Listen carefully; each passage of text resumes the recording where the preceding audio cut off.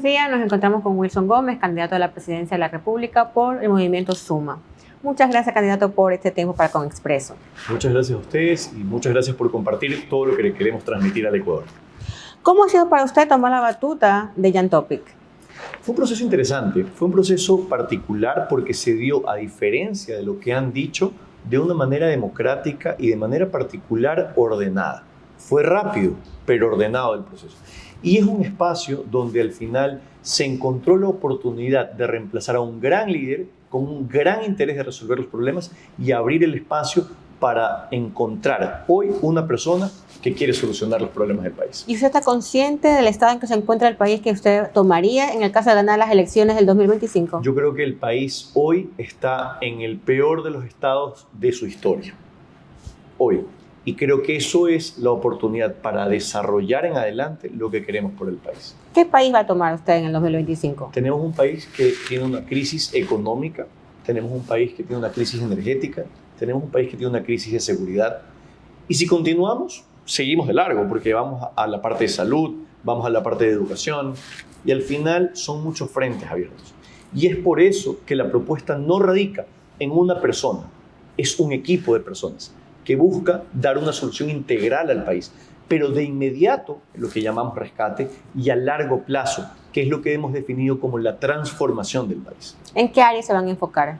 El rescate, la primera parte, el primer año que pasa al segundo, está enfocado en seguridad, está enfocado en energía y está enfocado en desarrollo de empleo. Lo siguiente tiene que ir con la institucionalidad. Hoy Ecuador, lamentablemente, se refunda cada 4 años. Es decir, un presidente llega, todo lo anterior es malo, todo lo que yo voy a hacer es bueno. Llega el nuevo, todo lo anterior es malo, todo lo que yo voy a hacer es bueno. Y eso repetitivamente le cuesta al país tiempo, dinero, esfuerzo y sobre todo enfoque. El enfoque de un país a largo plazo no puede cambiar porque cambies de presidente. ¿Qué proyecto usted va a mantener del actual gobierno? A ver, el actual gobierno viene en un proceso de contratación energética, por ejemplo. Entonces, ese proceso es necesario mantenerlo por y para cada uno de los ecuatorianos. Ya se desarrollaron los procesos, se están implementando, eso es necesario. Luego tenemos que definir cómo continúa la matriz de generación eléctrica y eso tiene que haber un nuevo balance. Hoy está 80% hidroeléctrico, 20% el resto de fuentes. Esto en nivel mundial es un balance inequívoco, es un balance equivocado. Y lo que queremos hacer justamente es determinar cuánto va en térmico, cuánto va en hidroeléctrico y cuánto va en fuentes renovables, para con eso definir lo que el país necesita. ¿Y qué es lo que necesitaría el país? El país necesita un balance donde ahí tienes las 3 fuentes. Y esto ya tienes ejemplos en otros países. ¿Y de gobiernos anteriores usted volvería a traer algún proyecto que se ejecutó anteriormente? En el gobierno del presidente Lasso hubo un gran apoyo a las madres embarazadas y a los niños. Tú tienes una cantidad de días para que el niño tome y fortalezca su sistema y con eso pueda vivir bien, aprender bien. Si eso no es implementado adecuadamente, eso tiene un costo en cuanto a la salud mental de las personas, pero sobre todo en la capacidad de conocimiento que tiene para aprender cada niño, cada joven. Su ser va a aprender mejor si se ha alimentado bien. Y eso empieza en el vientre de la madre. Ahí tenemos un ejemplo donde claramente podemos tener algo que podamos retomar. ¿Y el enfoque principal de ustedes cuál va a ser? El enfoque, como lo hemos dicho, está en seguridad. ¿Qué van a hacer en esa área? Y a partir de seguridad vamos a ir implementando. El plan de gobierno nuestro es extenso, pero invitamos a cada uno de los ciudadanos a que lo puedan leer para conocer y determinar a profundidad este cambio radical. Esto consiste en 2 partes. Lo primero tiene que ver con todas las implementaciones en cuanto a metodología de seguridad implementada, reducir el número de muertes violentas, poder atender y garantizar a que las personas puedan caminar libres y seguras por las ciudades.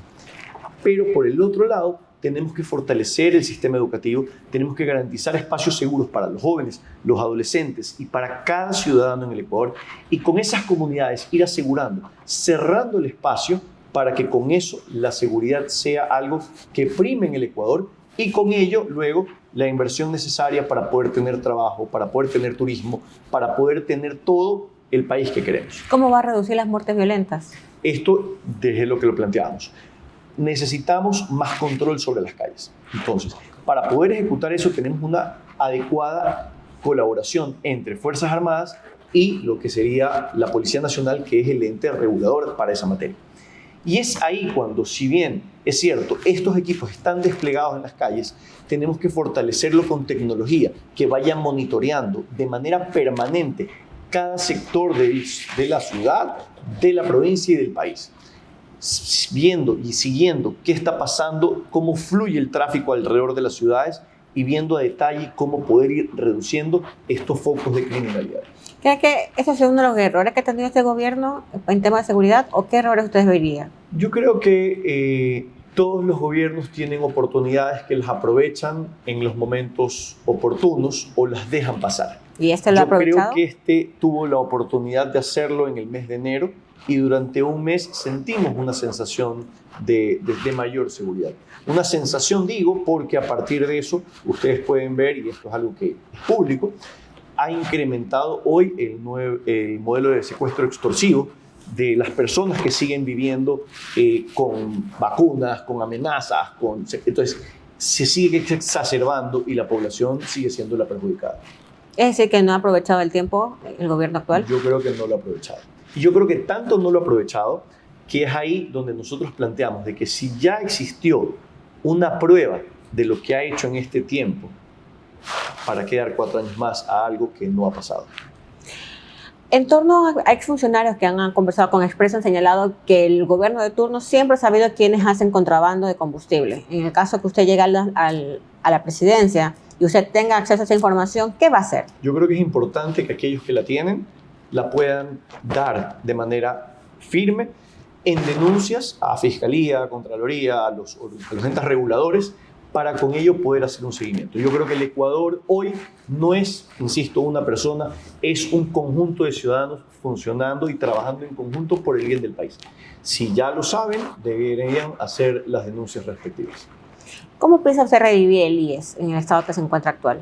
A ver, yo creo que todo debe ser administrado adecuadamente. Y hay un punto en el cual debe existir una correcta canalización de recursos. En el caso del IES, tenemos muchos frentes abiertos. Tenemos hospitales, tenemos medicinas, tenemos acuerdos con hospitales privados para poder atender y son muchos los frentes. Hoy, algo que no lo vemos es el nivel de aportación y lo que esto significa para garantizar una adecuada vida a cada uno de los afiliados. Y es ahí donde tenemos que determinar claramente hasta qué edad se va a trabajar. Entonces, por ejemplo, en el caso de que siga siendo hasta 65 años, cuál es el porcentaje de las aportaciones para poder garantizar el servicio. Mientras en paralelo se tiene que optimizar el uso de los recursos. Hoy los recursos, si bien es cierto existen partidas presupuestarias, se van priorizando de acuerdo a lo inmediato. Pero lo inmediato no siempre es para la población lo urgente. Entonces yo puedo tener planificado hoy que es necesario comprar 10.000 medicinas, por decir un ejemplo. Pero del otro lado, tengo pacientes que entran a emergencias y que no pueden ser atendidos. Esos son más prioridad urgente que las medicinas. No se dice que no sea importante, pero ahí tienes que ir balanceando y con eso determinando el foco para atender adecuadamente. ¿Aumentaría la edad laboral de los afiliados? No creo que hoy sea necesario. Hoy no. Sin embargo, es verdad que la expectativa de vida va creciendo. Y como la expectativa de vida va creciendo, necesitamos crear un modelo que garantice que puedan seguir teniendo la seguridad a pesar de ya no estar aportando permanentemente. Entonces, hay que crear un correcto balance con eso. ¿Tienen ese modelo ya previsto? Hay un modelo que está revisándose. Lo importante va a determinar y cómo empata eso con el déficit que tiene el gobierno en cuanto a la parte económica. El gobierno tiene hoy 5.000 millones de déficit anual. Y eso hace que tengas que nuevamente redistribuir adecuadamente ya no solamente los fondos del IES, sino los fondos de todo el gobierno. Y eso va a ser una tarea que definitivamente la vamos a poder tener clara cuando el 24 de mayo nos sentemos y quizás las semanas previas en la transición, siempre y cuando entreguen la información completa. En caso que no entreguen información completa. Toca levantarla, pero toma más tiempo. De ahí quizás hay que buscar el mejor mecanismo. Recuerde usted cuando en esa época el alcalde Flores Cordero decidió cerrar el municipio para poder ver las cuentas y todo lo que pasó. Habrá que ver hasta qué punto será necesario tomar acciones de ese tipo para poder tener al detalle la información de lo que está pasando en el Ecuador. ¿Qué otra entidad también tiene prevista realizar un análisis exhaustivo como en el IES? Bueno, el Ministerio de Salud Pública es un factor importante, el Ministerio de Educación es otro. Tenemos que determinar qué más se puede hacer por los ciudadanos y cómo se los puede atender mejor. En torno a la educación, ¿qué es lo que usted está mirando? ¿En qué se está enfocando? A ver, la educación en el mundo ha cambiado y el concepto principal es tener las competencias necesarias, las capacidades necesarias para poder salir y enfrentarnos al mundo en el que vivimos. Hoy las tecnologías están en todos lados y no puede ser que la ciudadanía, que los ecuatorianos no tengan acceso a esa tecnología. Es esa tecnología la que le puede permitir a cada niño, a cada joven, a cada adolescente, pero también a cada adulto, a cada uno de nosotros, estudiar. Podemos acceder a información en cualquier parte. Y ya no está tanto en repetir conocimientos, sino en la capacidad de cuestionarlo. Y esto lo decíamos hoy en la mañana. Nos cuentan la historia de todos los logros que ha tenido la administración actual. Podemos creerla o podemos cuestionarla. Y es ahí donde ese pensamiento crítico tiene que tenerlo cada joven, cada ecuatoriano, para poder tener el camino hacia donde quiere ir. ¿El acceso a la educación superior va a mantener el mismo formato? ¿Va a cambiar el sistema? En un principio debe mantenerse, porque eso es lo que definimos como periodo de rescate. Pero durante el primer año debemos empatarlo con lo que queremos en transformación. Y lo que preguntas es súper importante, porque ¿qué estudian los ecuatorianos hoy? Hoy cada uno estudia lo que considera le va a dar trabajo. No lo que quiere, lo que cree que le puede dar trabajo. Unos pocos podrán escoger aquello que les gusta o aquellos en los cuales se sienten inclinados. Pero es ahí donde el país, donde Ecuador tiene que mantener o definir una línea de cómo va a producir los recursos, de cómo va a financiar el país a largo plazo y con eso tener un camino de cómo y dónde debe estudiar cada joven, cada ecuatoriano. ¿El acceso a la educación sería como antes, que todos puedan ingresar, o bajo exámenes como se mantiene en este momento? A ver, yo creo que todos deberían ingresar, pero que también los exámenes determinen a qué pueden ingresar y dónde. Es decir, yo no le voy a pagar una beca, hablando de mis hijos, a una universidad en la cual él vaya, por decirlo, a estudiar algo que me cuesta más de lo que esa carrera va a significarle al país. El país hoy necesita, y ahí tenemos las definiciones, fortalecer el agro, fortalecer el turismo, cambiar infraestructura. Esos son pilares en los cuales el país se va a fundamentar. Entonces, es decir, en las materias que necesita el Estado, ¿en esa van a becar? El Estado y la empresa privada. Ojo, no es el Estado únicamente el que beca. Hay un modelo que ya ha funcionado en otros países, principalmente en Colombia, donde el Estado le pregunta a la empresa privada, ¿dónde necesitas mano de obra? La empresa privada dice, por aquí. Y en vez de pagar para que vayan los estudiantes a universidades en el exterior, trae programas de esas universidades en el exterior al país para con eso garantizar el acceso a mayor cantidad de jóvenes. Un joven que salga al exterior tiene un costo que significativamente sería menor si lo logramos implementar en el país. Eso es lo que queremos, que sea más eficiente, que puedan participar más jóvenes y con eso generar el movimiento y el cambio que queremos en el país. ¿Cómo piensa solucionar la recesión económica por la que enfrenta Ecuador? A ver, el país tiene múltiples crisis en cuanto a la parte económica. La primera es, nadie confía en Ecuador. Si alguien quiere venir a Ecuador e invertir, dice, ¿cuáles son las garantías? ¿Dónde va a estar el retorno? ¿En qué tiempo va a estar el retorno? Y con esas preguntas empieza cada vez a asustarse en un mercado en una transición permanente. Hoy estamos saliendo de un gobierno que ha durado un corto tiempo porque fue reemplazo de un gobierno que también duró corto tiempo. Y estas transiciones crean un temor de los organismos internacionales en invertir. Ahí tienes un punto. Luego, la empresa ecuatoriana. La industria ecuatoriana también tiene un temor de decir cómo voy a invertir si existe una transición permanente y no ordenada de esto que pasa. Y es ahí cuando todo esto va creando una desestimulación en cuanto a la inversión. Y es esa transición la que queremos cambiar.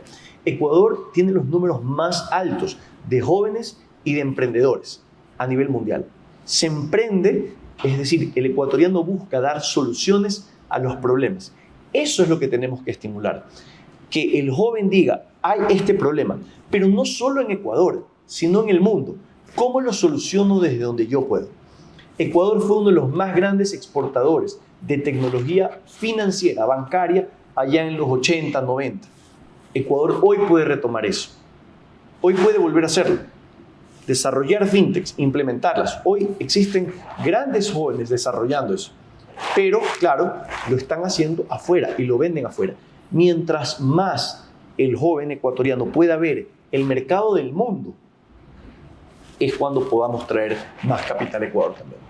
¿Y cómo va a adquirir esa confianza cuando se dice que los inversionistas extranjeros no confían en el país para venir a invertir? Para poder crear esa confianza tenemos que garantizar, lo primero es el acceso rápido a la justicia. El segundo, una estabilidad en cuanto a las transiciones de gobierno. Es decir, hoy lo que hablábamos, el país va por acá, después va por acá, después quiere ir para atrás. Eso no genera un norte. El país debe definir a largo plazo a dónde quiere ir. Esa es la más importante de todas nuestras propuestas. Porque saliendo del rescate en cuanto a la seguridad y en cuanto a la parte eléctrica, la transformación tiene que ser un camino a largo plazo. Y ojo, no digo con esto de que nos reelijan en el 2029. No va por ahí. Lo que va es que realmente el Ecuador determine a dónde quiere ir y que cada nuevo gobierno que venga se alinee a ese Ecuador que los ciudadanos quieren, ¿Y eso cómo que lo el haría? pueblo ecuatoriano necesita. Eso lo terminas estableciendo. Creas líneas. Tú creas líneas donde dices, Singapur lo hizo y dijo, a ver, ¿quién soy yo frente al mundo? Soy una isla que me encuentro entre Asia y América. Todo barco que vaya de un punto a otro tiene que pasar por aquí. ¿Qué hicieron ellos? Crearon el mayor puerto para atender las necesidades mecánicas que pueda tener cada uno de esos barcos. Y con eso le dieron un sentido al país.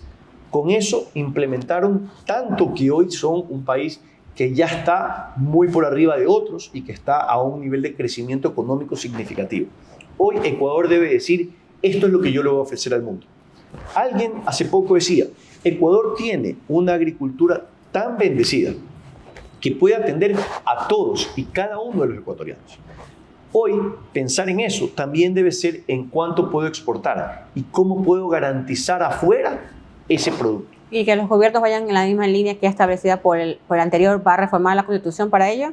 Eso es un proceso a largo plazo. Cuando me preguntaron si íbamos a hacer una constituyente, la respuesta en concreto fue no. No por tiempo y por dinero. Ojo, estamos hablando de que ya al gobierno le falta mucho dinero. Entonces, querer entrar a cambiar una constitución nos quita el foco de lo prioritario. Es decir, hoy el actual presidente llamó a unas elecciones y en esas elecciones llegó a los acuerdos necesarios para que le digan que sí. Le dijeron que sí. ¿En algo facilitado? No. Pero tomó tiempo, costó dinero y quitó el foco de la atención urgente inmediata que para el ecuatoriano promedio, para nosotros, para todos, es la seguridad y el empleo. ¿Tiene previsto hacer reformas tributarias? A ver, las reformas tributarias siempre asustan en el sentido de si son para beneficio del Estado. El concepto es que siempre debe ser para beneficio de los ciudadanos. Es decir, el IVA hoy lo han incrementado, producto que los organismos internacionales dijeron vamos a financiar si se incrementa el IVA. Hay que buscar de dónde. El Estado tiene muchos recursos que no los ha atendido. Tenemos la producción petrolera, tenemos la producción minera, tenemos una producción fuerte. Tenemos que ver cómo de esos recursos logramos balancear el costo del Estado para poder siempre garantizar la atención a los ciudadanos. Y es así como podemos manejarlo adecuadamente. ¿Mantendrá el IVA el 15%? En un principio lo mantendremos y lo iremos revisando progresivamente. Es decir, al entrar el 24 de mayo del 2025, estará al menos durante 3 meses mientras logramos revisar cuál sería el mejor beneficio para cada ecuatoriano. ¿Cuál es su postura en torno a las bases militares en el país? Yo creo que son necesarias. Yo creo que es un aporte importante. Yo creo que hay gobiernos que ya tienen bastante experiencia en controlar de cierta medida todo lo que está pasando, y cualquier apoyo que tenga el Ecuador va a ser necesario para poder ordenar lo que hoy está pasando. ¿Va a controlar los puertos del país? Es necesario, si ustedes ven, lo planteábamos en el principio, el plan de gobierno habla de controlar los puertos y de controlar las fronteras. Ecuador hoy tiene que estar y vivir más seguro. Y es por eso que nosotros decimos, para poder atender ordenadamente eso, la estructura tiene que estar fortalecida. Y es ahí cuando hemos planteado que Jan pueda nuevamente ser el secretario de Seguridad. Esa secretaría que puede coordinar entre los organismos independientes, sea Policía Nacional, sea Fuerzas Armadas, y con eso garantizar la correcta atención de cada ecuatoriano. ¿Cómo van a fortalecer las fronteras y los puertos? A ver, tú tienes mecanismos en los cuales pones control sobre estos puntos. Existen hoy, y esto ya lo han planteado antes, haciendas que empiezan dentro de un país y continúan hasta el otro. Por tanto, el tráfico ilegal o el comercio ilegal se da entre punto y punto, ingresando simplemente a las haciendas. Los controles tienen que estar dentro de las carreteras, dentro de los puntos. Tú, a través de mecanismos de control, tú puedes ver cuántas veces una placa pasa por un punto a otro. Y con eso empiezas a ver si, pues claro, es un comercio regular o necesitas un mayor control sobre ese vehículo. ¿Qué está transportando? ¿Con qué frecuencia lo está haciendo? ¿Hacia dónde va? ¿De dónde viene? Y empiezas a cerrar espacios para poder tener mayor control. Muchas gracias por este tiempo, estimado candidato, y a ustedes también pueden compartir más entrevistas y otras notas en expreso.es.